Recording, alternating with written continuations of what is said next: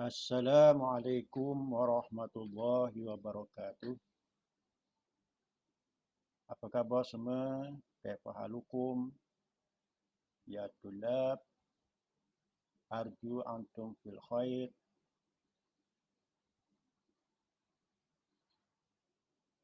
Kita harap antum semua berada dalam keadaan sihat walafiat.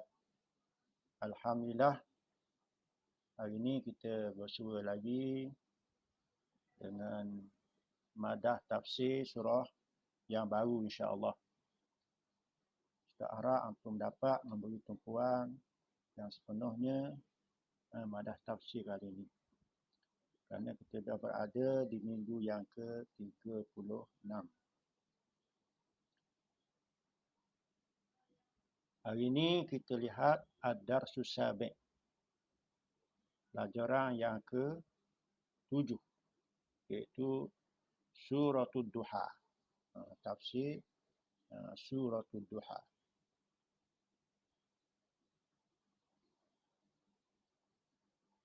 Ustaz akan bagi dua lah. Kita ambil 1 hingga 6 ayat saja pada minggu ni. 1 hingga 6 ayat saja. Suratul Duha.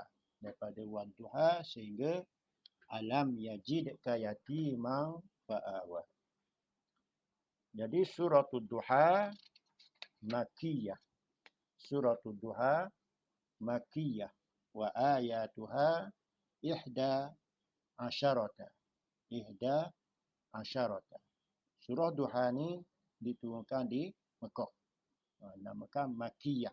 Turun di Mekah. Wa ayatuha, dan ayatnya ada 11 ayat.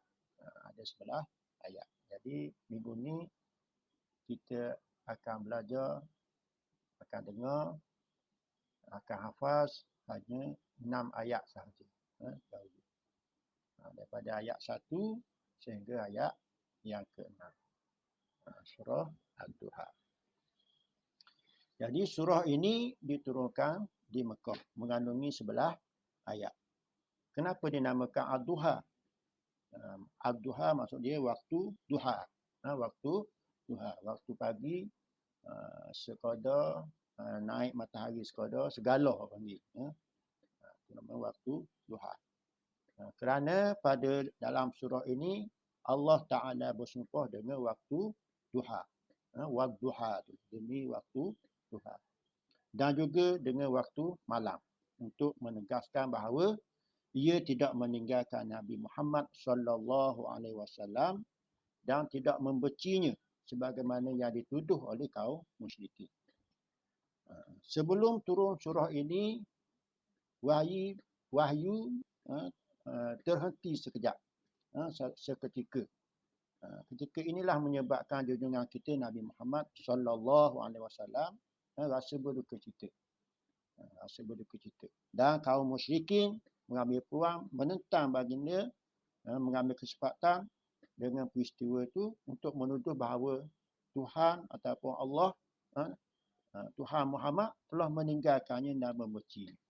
Itu dakwah yang dibuat oleh kaum musyrikin terhadap Nabi kita Muhammad sallallahu alaihi wasallam. Kerana waktu ni wahyu lambat sikit turun. Mereka pun tuduh Tuhan Muhammad telah meninggalkannya dan membencinya. Jadi antara intisari yang terdapat dalam surah ni, jadi memberi semangat kepada Nabi Muhammad sallallahu alaihi wasallam supaya janganlah dihiraukan tuduhan-tuduhan musuh Islam. Kerana Allah Taala tetap menolongnya dan menjadikan keseluruhan perjuangannya lebih baik daripada peringkat awal. Bahkan Tuhan yang Maha Berkuasa akan memberikannya kejayaan dan kebahagiaan di dunia dan di akhirat sehingga baginda rasa berpuas hati, redha dengan kurnia Allah, dengan rasa berpuas hati. Setelah itu Allah Taala menerangkan satu persatu nikmat-nikmat yang dikurniakan kepada baginda sepanjang perjalanan hidupnya. Pada mulanya didapatinya baginda yatim piatu, lalu diberikan perlindungan dengan pemeliharaan oleh datuknya Abdul Muttalib,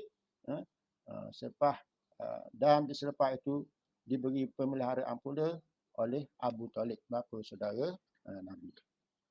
Itu maknanya Nabi walaupun hidup yatim piatu, tapi ada penjaga, ada pemeliharanya, iaitu datuknya dan juga bapa saudaranya. Datuk Nabi nama Abdul Muttalib, pak saudara Nabi nama Abu Talib. Setelah dewasa, didapatnya baginda tercari-cari jalan yang benar, lalu diberikan hidayah petunjuk dengan wahyu Al-Quran. Demikianlah juga semasa baginda mengalami kemiskinan, lalu diberikan kekayaan melalui jalan perniagaan, sehingga baginda terkenal sebagai seorang ahli perniagaan yang berjaya. Selain daripada dihiasi dengan sifat-sifat yang mulia dan akhlak yang terpuji, yang menjadi kunci kejayaan dalam alam kehidupan. Itu antara antara intisari yang dapat kita ambil daripada surah Ad-Duha. Akhirnya diperintahkan baginda menzahirkan nikmat Tuhan yang dikurniakan kepadanya dengan dikerjakan amal kebajikan sebagai menandakan kesyukuran kepada Allah Subhanahu Wa Taala. Jadi sebagai ibrah kepada kita, sebenarnya apa yang diperintahkan kepada baginda bermakna juga ditujukan kepada kita umat Nabi Muhammad sallallahu alaihi wasallam, iaitu kita hendaklah terus menerus mengerjakan perintah Allah Subhanahu Wa Taala, jangan menghiraukan cacian celaan orang-orang yang kafir terhadap kita umat Islam ni. Kita teruslah beramal dengan apa yang disuruh oleh Allah dan Rasul. Jadi selepas ni antum dengar bacaan daripada Syekh Ahmad Syari, kemudian antum ulang-ulang dan hafaz sebanyak 6 ayat ni daripada Ad-Duha sehingga alam yajid kayati man fa'awa, dan apabila antum hafal atau tulis dalam buku tulis sekali dengan maknanya. Jadi sekadar itulah pelajaran kita pada kali ini.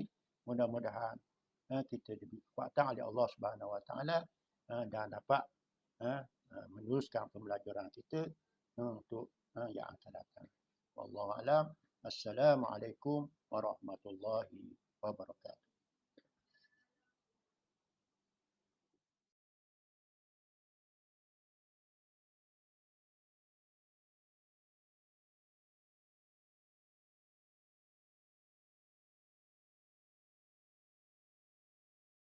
بسم الله الرحمن الرحيم